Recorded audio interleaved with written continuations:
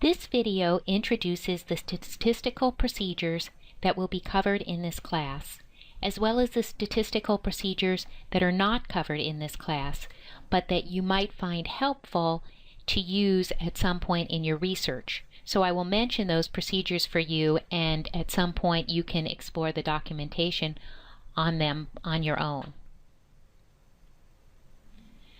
So the first statistical procedure we will be covering is Proc Freq. And I know we've used Proc Freq to look at frequency distributions, but there are a number of statistics that are available to us through Proc Freq.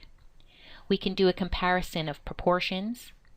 Proc Freq allows us to do one sample tests and goodness of fit tests.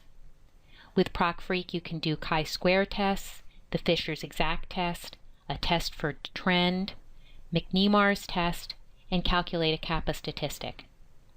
Proc Freq is also used for relative risk and odds ratio calculations, and Proc Freq can be used when you're dealing with summary counts instead of patient-level data.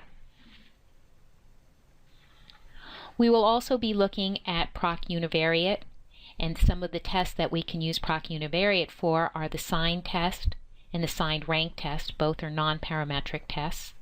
We can also use Proc Univariate for tests of location and normality. With Proc Means, we can use that for calculating a paired t-test. Proc t-test is used to do a t-test comparing two independent means or a paired t-test. Proc ANOVA is used for analysis of variance where we're comparing more than two means, and it handles balanced ANOVA designs. Proc GLM is the preferred procedure for doing univariate analysis of variance, multivariate analysis of variance, and most types of regression. Proc ANOVA could also be used to do the analysis of variance when the design is balanced.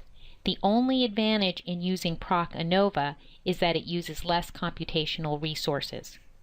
Its use is recommended only for large projects in which you are assured that the design is balanced. The non-parametric procedure that's used often in SAS is Proc NPAR one-way, and it allows you to compare two groups, so you would be comparing the medians in two groups, as well as doing a non-parametric ANOVA, specifically the Kruskal-Wallis test. And when you're doing a comparison of two independent groups with Proc NPAR one-way, that's the same as the Mann-Whitney test, or also referred to as the Wilcoxon rank sum test. Two procedures that are used when we're looking at the association of continuous variables: Proc Core, which does correlation analysis. Specifically, it calculates Pearson and Spearman correlation coefficients. Proc Reg is used for simple linear regression, multiple linear regression, and residual analysis. The ability of Proc Reg to do residual analysis is unequaled in other SAS procedures and is the main reason for developing regression models using Proc Reg rather than using Proc GLM. So you can do regression with Proc GLM, but if you're going to be doing a lot of residual analysis, I recommend using Proc Reg. So these are the procedures that I am going to be covering both in this week's class and next week's class.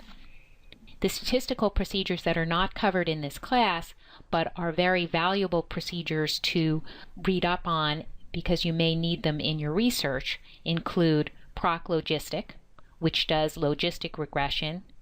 It's used for binary and ordinal response data. Proc Life Test, which produces survival estimates and compares survival curves. Proc Mixed, also Proc GenMod and Proc Limix, fits a variety of mixed linear models.